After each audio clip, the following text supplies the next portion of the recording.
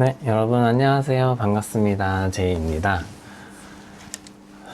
오늘은 태국 차량 시세에 대해서 한번 알아볼 거예요.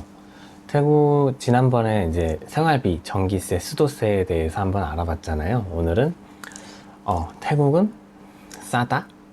쌀까? 라는 주제입니다. 주제로 중고차, 새 차의 시세를 한두 가지 예로 들어볼 거고요. 먼저 오토바이 시세를 알려드리면은 110에서 125cc 정도 사이의 오토바이는 브랜드에 따라 다르지만은 한 4만 중반에서 4만 후반 바트로 구매를 할 수가 있습니다. 4만 중후반대, 가격 4만 중후반대면은 한 150에서 200 사이라고 보시면 되고요. 이렇게 싼 편은 아니죠. 브랜드들은 대부분 일본 브랜드고요. 오토바이 중에 조금 저렴한 브랜드가 GPX라는 태국 오토바이가 있습니다. 그 브랜드는 좀 더 저렴한 편이고, 일본 오토바이는 한국보다는 조금 비싼 편입니다. 태국에서 여행하시면은 오토바이를 렌트 하시거나 아니면 한 2-3개월 정도 여행을 하시는 분들은 오토바이를 사서 타고 다니시다가 이제 여행이 끝나면 다시 되파는 경우가 많이 있는데, 그럴 때는 보통 한 3-40만원 정도의 중고 오토바이를 구매하시더라고요. 3-40만원 정도 된 중고 오토바이는 대부분 한 10년 정도 탄 오토바이라고 생각하시면 됩니다. 이제 등록증을 받으시면은 알 수 있겠지만은 한 그 정도 대의 가격은 보통 한 10년 정도 돼야지 그 3-40만원 정도의 가격이 나오더라고요. 그리고 한 50cc 정도 되는 스쿠터고요.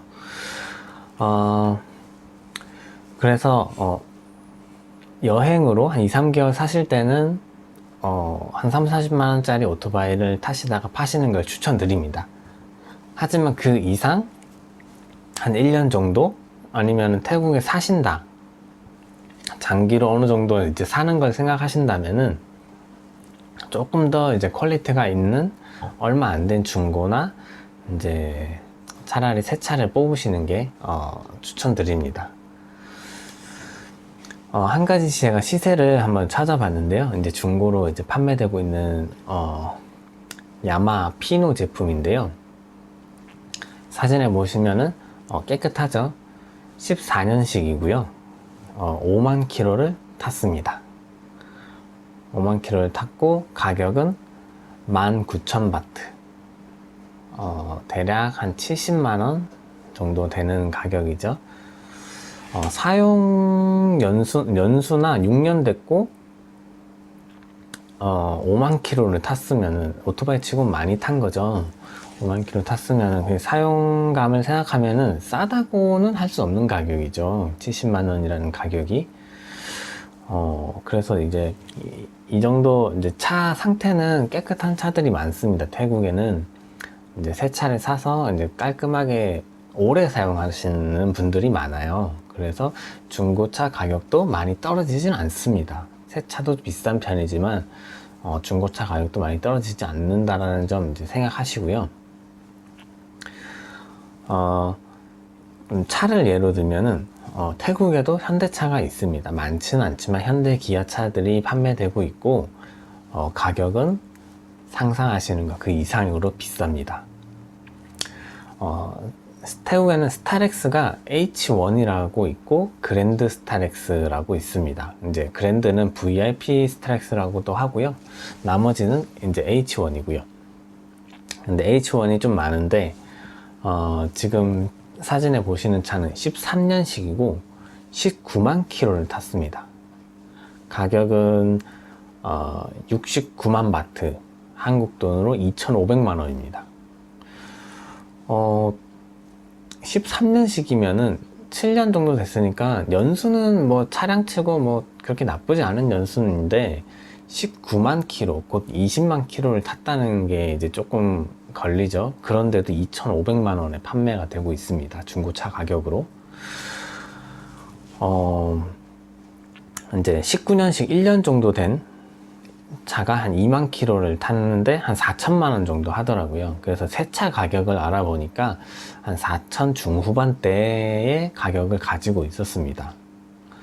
새 차가 한 4천 중후반, 거진 5천 정도 생각하시면 되고요. 그러면 이제 한국에서는 이제 3천 중반 정도 되는 가격이죠. 스타렉스가. 이제 옵션에 따라서 달라지지만 한 3천 중반이면 구매는 할 수 있는 선이기 때문에 5천 정도, 한 1,500만 원 정도 더 비싸다고 이렇게 보시면 되고요. 이 1,500만 원에 되는 그 선의 옵션은 이제 중간 정도입니다. 풀 옵션이 아니고요. 그냥 기본적으로 달려야 될 것들만 있는 그런 차라고 생각하시면 됩니다. 그리고 그랜드 스타렉스 같은 경우에는 8천만 원 중반대입니다. 8천만 원으로 스타렉스 산다고 생각하시면은 한국에서는 상상도 안 되는 일이죠. 스타렉스 2대를 사고도 남을 돈입니다. 8천 중반대는. 이 H1과 그랜드 스타렉스의 차이는 H1은 11인승 차량이고요.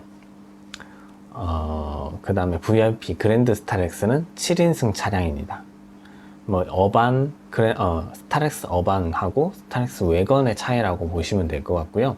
뭐 엔진이나 이런 건 차이가 없더라고요. 뭐 다 차이 없는데 그냥 이제 안에 내부에 차량 시트가 이제 좀 좁게 11명이 탈 수 있는 거냐 아니면 조금 넓게 이제 뭐 7명이 타냐 그 차이인 것 같더라고요. 그런데 가격 차이가 엄청난 거죠.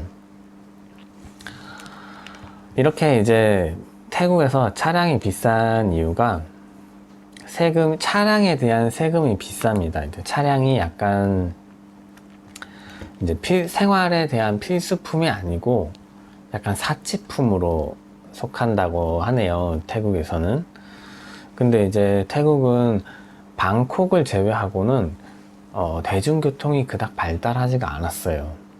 근데 버스나 이제 트럭을 조금 개조해서 타고 다니는 뭐 필리핀의 지프니 같은 그런 개념의 차들이 있지만은 외국인들이 와서 처음에 여행을 할 때는 이 차가 어딜 가는지 알 수가 없죠. 어디서 쓰는지도 알 수가 없고, 그리고 버스 정류장이 있지만은 이제 많지 않습니다.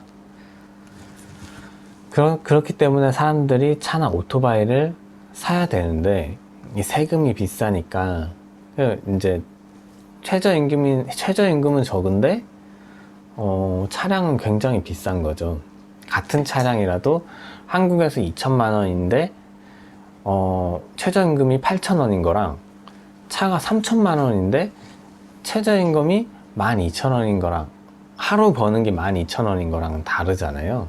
그러니까 10시간으로 치면은 최저임금이 한 1,200원 정도인 거죠. 태국은 1,200원에서 한 1,300원 사이라고 생각하시면 됩니다. 평균적으로.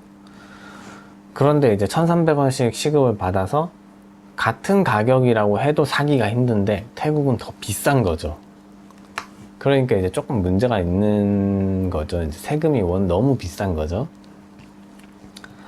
대략 한 외국에서 수입해오는 차들은 200% 정도의 세금을 부과됩니다.